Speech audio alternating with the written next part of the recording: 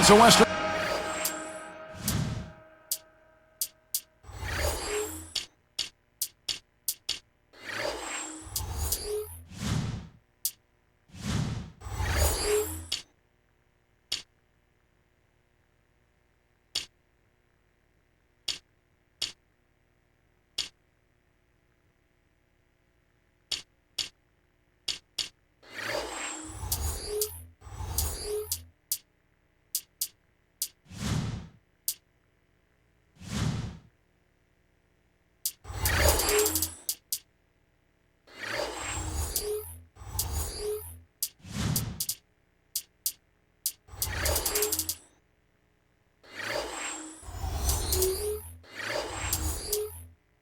Conference battle at the Energy Solutions Arena in Salt Lake City as the Jazz look to work the home court advantage. A little something to brighten your Monday morning. And good Monday morning to all of you. It's time for the NBA on 2K Sports. Looking at the starting five for the San Antonio Spurs. Brought to you by State Farm. Parker and Manu are the backcourt. Kawhi Leonard is out there with Duncan. And it's Bonner in at the center, filling out the middle. And for Utah, Paul Millsap and Al Jefferson up front. Bella's out there with Devin Harris, and it's Hayward in at the small forward. That's blocked. Here's San Antonio. Here's Ginobili, and it's blocked. With the second effort, blanketed by the D, he fights to the rim for the layup. Ginobili's got the first points up on the board here for the Spurs. Elbow shot, gets it to go. One thing that Popovich doesn't get enough credit for is how he handles the minutes of his players. He really massages those well. He never overuses his guys over the course of a season. Now let's find out what head coach Greg Popovich had to say to Doris Burke. Doris? Kevin, he told me that they'll be looking to keep things moving quickly on the offensive end in order to negate some of their opponent's shot blocking skills. He feels that if they can keep them on the move and off balance, they'll be able to keep their leapers from turning away shots. Guys? Terrific, Doris. Thanks. They put a lot of thought into how they're going to.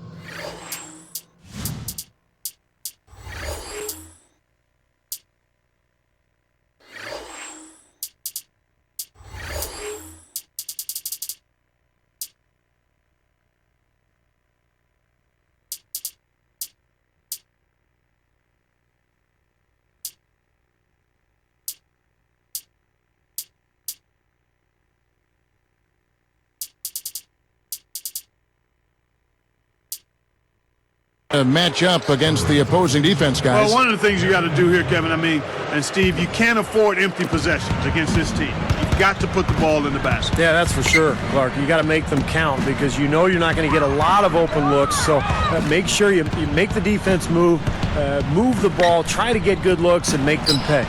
Leonard, and a great job by the D contesting that shot and forcing the miss. Clark, that's a great point going back to Pop and the way he uses minutes with his team, his players. You know, Steve, the Spurs usually have fresh legs come playoff time. Well, yeah, but last season didn't help the argument. You know, normally Pop's teams have kind of eased their way through the regular season, saved it for the playoffs. But last year, they exploded to that big win total. And then they lost in the first round. They did look tired. So, I don't know, maybe a different approach for the Spurs this year.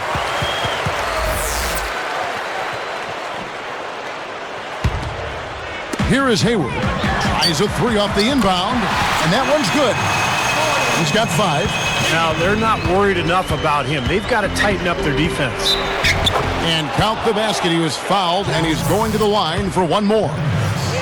You know, Kevin, that's just him doing his thing. That's who he is, launching himself at the basket.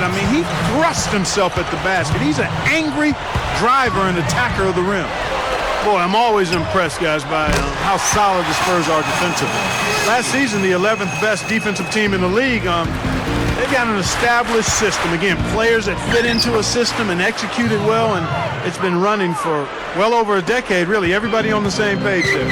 Here is Bell, following the score by Tony Parker. The 3, and the Jazz, another 3.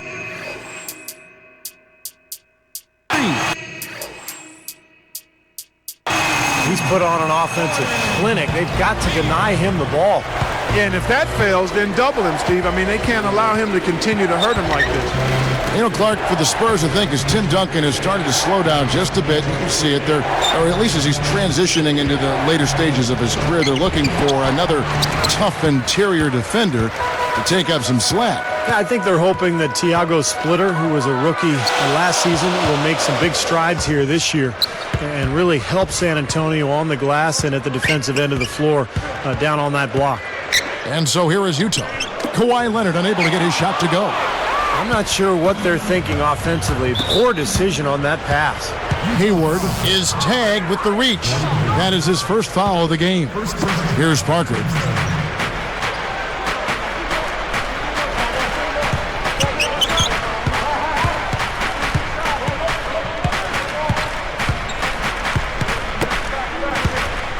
Just 5 to shoot. Bonner dishes to Duncan. He drains it as the shot clock ticks down. Well, using his height advantage against the much smaller man, that was the right play to make there. Matt Bonner, who led the NBA in three-point field goal percentage a season ago, nicknamed the Red Rocket because when he used to play in Toronto, he'd take the subway to practice, and the nickname for that system was the Red Rocket. What an amazing trick shot to confound the defender. Oh, man, that's awesome. He's taking him to school right there. Here's Duncan. A second chance effort and blocked. Jazz leading by 5. Clark, their offense has been great here. Yeah, I love the way they've looked. Really strong and together. Yeah, and very aggressive, too. Keeping the defense off balance with their ball movement. I like the way they look.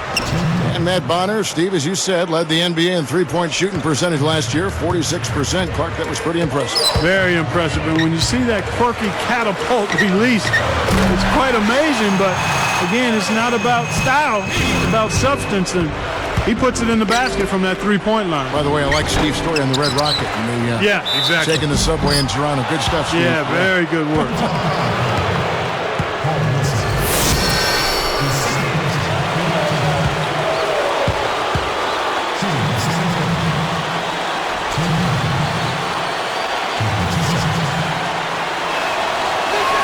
That one is off.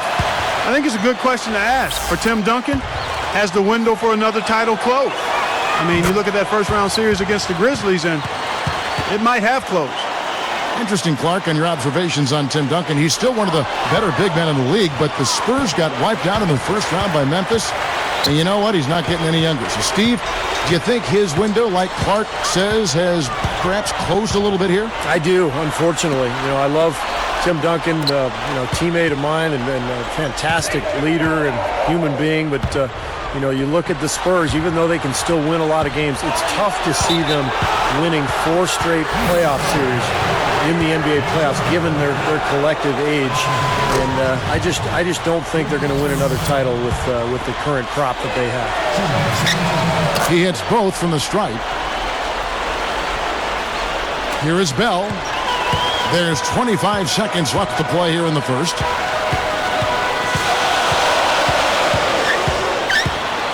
Here is outside. Pass to Hayward. Shot clock at 6. The feather touch on the finger roll. Beautiful. 13 points in the game. You know, it's a plus to get good looks in the paint. And when you can get them, you got to score them. Oh, he put it down! It accounts. What a shot! I think that one was good. At the buzzer!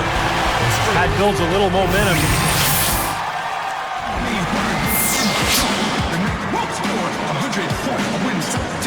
And the first quarter is in the books. Second about ready to get underway. Spurs trail by 7. You know, it's really weird, guys, to not see the Jazz in the postseason as they have found their way in so consistently over the last 20 years, really, guys. You're right. So with Ginobili sitting on the bench, here's how the floor looks for Greg Popovich. We've got Duncan. Tony Parker is out there with Green. Then there's Kawhi Leonard. And it's Bonner in at the 5, roaming the paint. And let's now go to the sideline. We'll catch up here with Doris Burke. Doris? Guys, playing the point guard position, always a balance between scoring and setting up others. Tony Parker said that's always the tough part since I've been here. When to shoot, when to pass. Every year I try to get better at it. His coach, Greg Popovich, said, "He came as a scoring guard, and we've tried to move him the other direction a bit. Not too much because we don't want to lose his scoring." And guys, Tony Parker, one of the most dangerous scoring point guards in the NBA. Not the biggest guy, but boy, he is quick, Doris. I think that's one of his advantages. And the Jazz call time here. And Clark, back to the Jazz. They came close, but too much upheaval, Steve, I think, on that roster kind of sunk their season.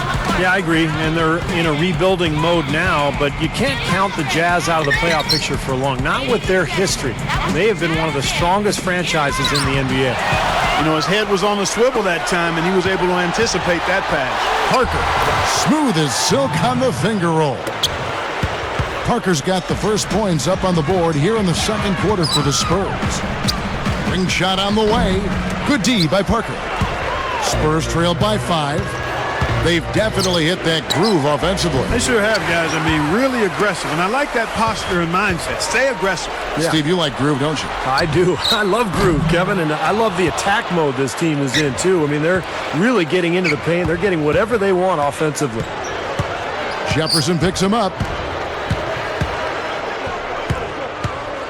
Now here's Parker. Defense is right there. 6 to shoot. Duncan outside. And they'll turn it over. Could not get off a shot. 24-second violation. It's so hard to take over a coaching position from a legend, but that is exactly what Tyrone Corbin was charged with last season. I mean, he has a lot of experience from his playing days and being an assistant coach, so it'll be interesting to see how he directs the Jazz in a full season. Harris against Parker. Duncan with the block. Jefferson hits the reach-in call. That's his first foul. Spurs trailed by 5. Good point, Clark, on Corbin. Steve, hard to get a read on what he inherited last year. Yeah, and I think this year will be his first real test. I mean, he'll have a training camp to work with. It'll be his team. And the Jazz have some weapons, but, you know, after missing the playoffs last year, they'll have an uphill battle. Hayward with the ball. 15 points in the game. Straight up. On the money. He's got 17. Here's Parker. It's a 5-point game. Well, guys, it was the best start in franchise history for the Spurs last season. They got to 40 wins before the end of January. That was a team first, and finished with the second best record in the league, 61 wins. That's one nice jam right there. I mean, make no mistakes. Just throw it down with both hands. Good point. Took care of business simply and solidly. And Jefferson throws it down. You know what? That's what you like to see. A perfect pass leading him right into the shot. Didn't even have to break stride. So, Steve, a team you used to play for, the Spurs, essentially a 50-win team for the last 13 seasons, including when you played for them, but they may be nearing the end of their championship window. At least some people think that. How about you? Well, even Tony Parker said over the summer that he didn't think the Spurs could win a championship anymore. So what a run it's been. 50-win seasons, 13 times in a row. Just incredible. They'll still be very competitive, but this is not a championship team any longer. Here is Bell. The dish to Hayward. From deep. San Antonio with the rebound. Now let's send it to Doris from the sideline. Hey, Kevin. Well, Greg Popovich has talked often about where he would be without the likes of Tim Duncan. He said that having a superstar that's willing to be coached makes all the difference in the world. And he knows a lot of his success is based on Tim Duncan saying, "I would be coaching a third-grade team somewhere in America." Not sure that's true, guys, but it's nice to see a coach with 4 rings stay that humble. Back to you.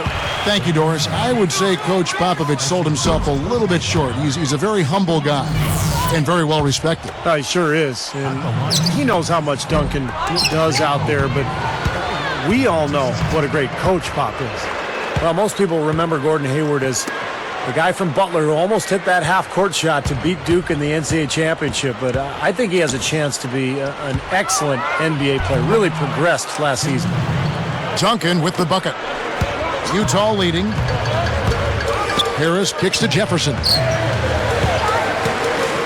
He dishes it to Hayward. It's stolen by Duncan. Even numbers. Lifts up, and there's the whistle. Fouled hard on the shot. He'll go to the line. It's going to be on Rajah Bell. Heads-up play, preventing the easy lay-in. Yeah, I like that. I mean, he saw it was a free layup, didn't want to give that up, so he fouled him to force free throws. 15 seconds left in the first half of the game.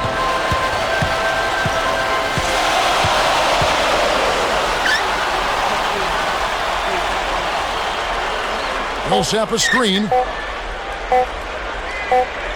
He gets it up, and he beat the buzzer, but it's no good. And the first half comes to a close in a tie game.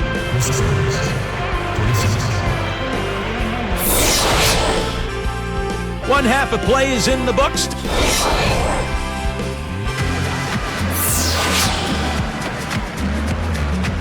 And now the start of the second half. Neither side jumping out ahead through the first two quarters. Here is Parker. While we've got a moment, let's set the floor. Brought to you by Gatorade, all fueled up for the second half.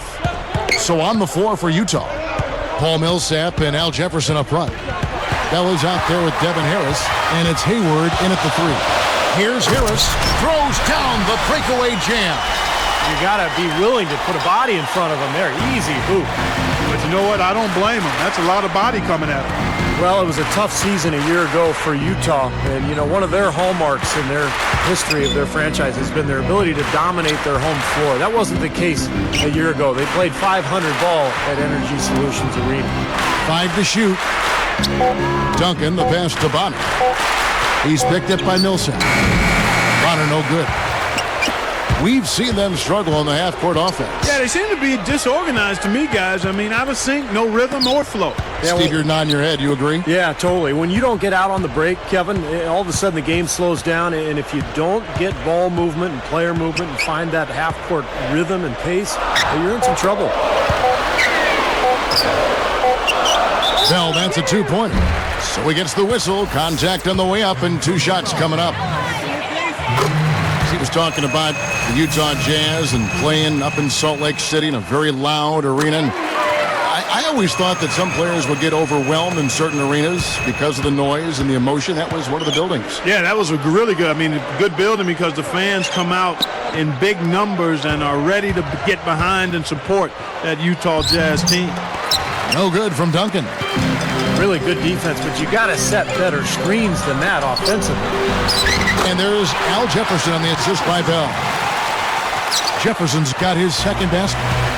Clark, this offense has really been clicking. No doubt about it, giving the defense all kinds of trouble. And they're playing with so much energy offensively. The ball is really moving. Here's Duncan. That doesn't go either for Duncan. And offensively, they have yet to hit a shot. Slow start here to the second half. Parker against Harris. Guarded now by Duncan. Jefferson, that's good. Something has to change, guys. That's 10 straight points coming in the paint against this team. Well, they got to collapse in there, and everybody's got to be conscious of it. It's a team effort in protecting the paint. Control the ball, and then everybody's got to get in there and keep the defense locked down. Millsap dishes to Bell. Here's Hayward. A chance to extend the lead to double digits, but it's no good. This offense's first miss after 3 straight makes to start the second half. Here is Bonner, defended by Jefferson. Again, the miss by the Spurs. And you can sense the frustration coming from him right now. He just can't find his game. Boy, he is missing a lot of chances, Steve. Too many.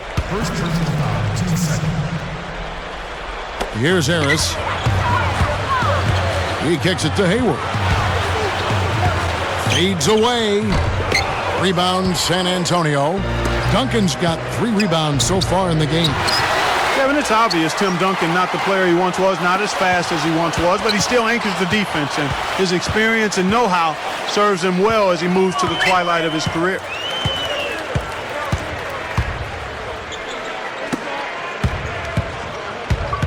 Harris kicks to Jefferson.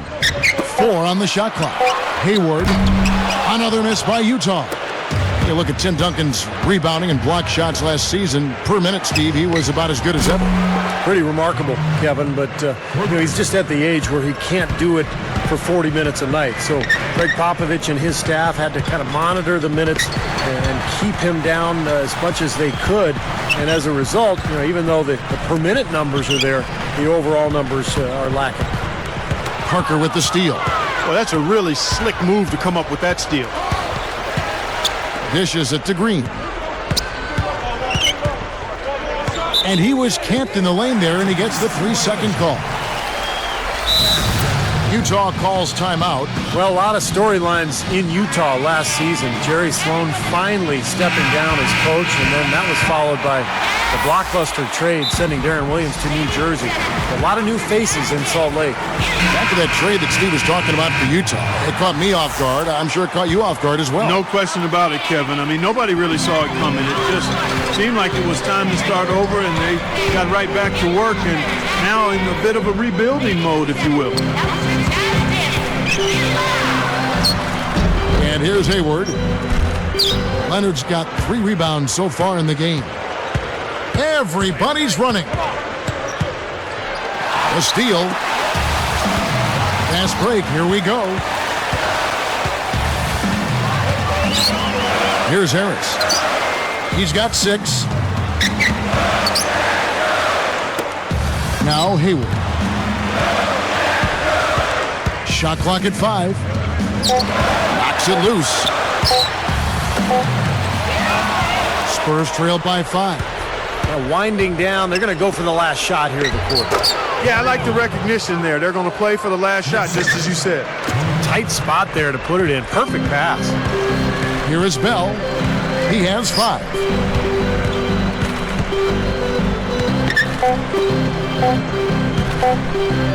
Here's Hayward. No good, trying to beat the buzzer. And at the close of the third quarter, still a close game, and both teams putting up points.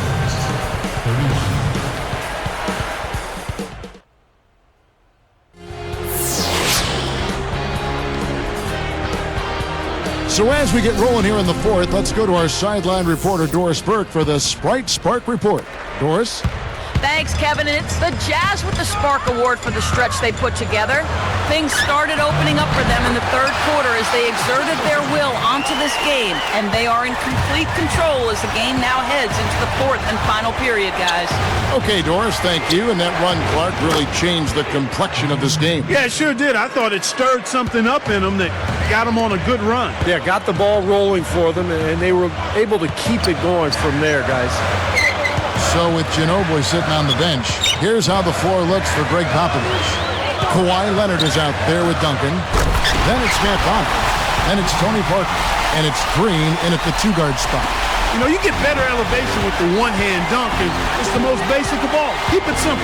And probably the most reliable. Yeah, hard to mess that one up. Hits the bucket. 15 points for Duncan. Now, he's one of the best in the league when it comes to executing that lead pass. No good from Bell. That's flat out embarrassing.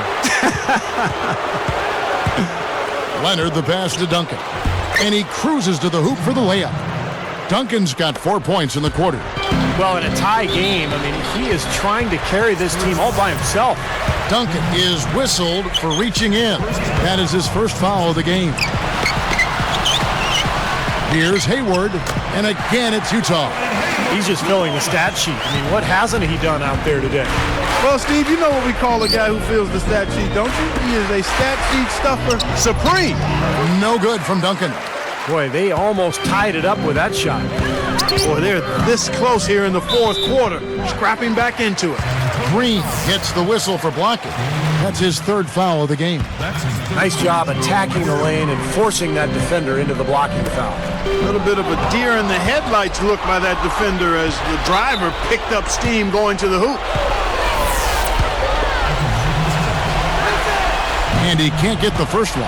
And, you know, the Spurs decided prior to last season that their best chance to be successful was to go up-tempo. They knew they didn't have the inside play that they did in past years, so they played a very fast pace and used their three-point shooting to their advantage. Harris against Parker. Harris dishes to Hayward. He passes to Millsap. Nice movement. Hayward. Tim Duncan with the rebound. We talk about the Spurs game planning for the Lakers, Steve. I guess you want to spread the floor against that big front line of Los Angeles, and of course a major quickness advantage at the point guard for San Antonio. Well, you try to play to your strengths, Kevin, and basically Tony Parker looked to attack in transition. I mean, even when the numbers were against him, he's so good at putting defenses on their heels. When the other players ran to the three-point line and the Parker got bottled up, he had a kick out. If the ball wasn't stopped, he slithered his way to the basket. Parker against Harris. Hayward with the ball. Guarded now by Duncan. That one goes. Count it. He's got 21. Can't pass up that kind of look.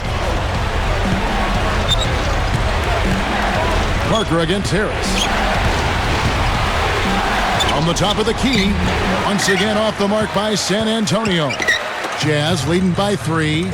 Even numbers, 4 on 4. Goes right up. No good from Bell. Well, that is not the guy they want to drive the lane in heavy traffic. Here's Green. San Antonio again missing. And it's Utah's ball. 3-point lead. Now here's Leonard. Pushes up. And the dunk by Duncan. Are you kidding me? Would you look at this guy? It's a little bit unexpected there. Yeah, that's the kind of aggression he needs to have on a daily basis. All right, let's go over to the sideline with Doris Burke. Hi, guys. Over that break, I was able to catch the message Tyrone Corbin was giving to his team. He was trying to keep their energy up, saying, listen, I know you're tired, but you can rest in a few minutes when we're sitting in the locker room with a W. For now, lay it all out there. Here is Hayward, covered by Parker. And Parker comes with the help. Kicks to Bell. Jefferson kicks to Hayward. Harris. Jefferson passing to Hayward. Guarded now by Duncan. Duncan with the block.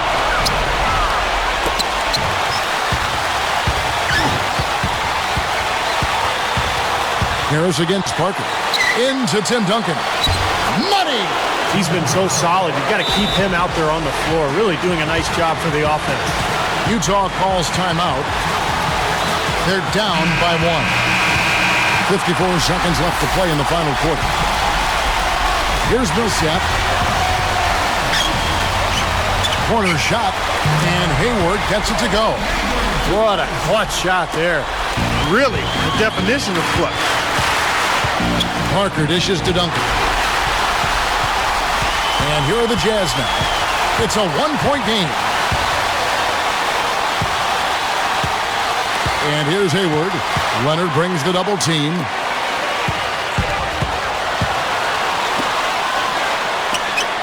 Clock at 6. Screen by Jefferson. And the officials will call the illegal screen right there. Well, if you're going to set a screen like that, you've got to make sure your feet are set. I agree with you, and I thought maybe he was set that time, Steve. I thought it was a good screen on his part. Deflected. Millsap with the steal. They push it up. And he finishes the break with a lay-in. They do have a foul to give here. Yeah, you might see them use that at some point. I would. Parker kicks to Green. No good from three-point territory. And they foul intentionally. They're going to have to do that now again and again. They're not in the penalty yet. Now they're just trying to stretch this game out, so good foul there. Stop the clock. Yeah, good solid foul because with the scoring time as it is, that's really their only option. Sinks the first one, and that gives them a 4-point cushion. 2 for 2, and it's a 5-point ball game. Huge free throws there, Kevin. He just put this game out of reach. That'll be a 5-second call. Well, as a coach, that kind of turnover just drives you nuts. And that's because it should never happen, Steve. I mean, it just shouldn't. Here's Millsap. It's tipped. Leonard with the steal. I tell you what, it was too congested in there to make that pass. And so it's Utah with the win. It was a solid win, Clark. Yeah, it was, and I think it came down to will more than skill. They went out and got this one. And that about wraps it up for Clark Kellogg, Steve Kerr.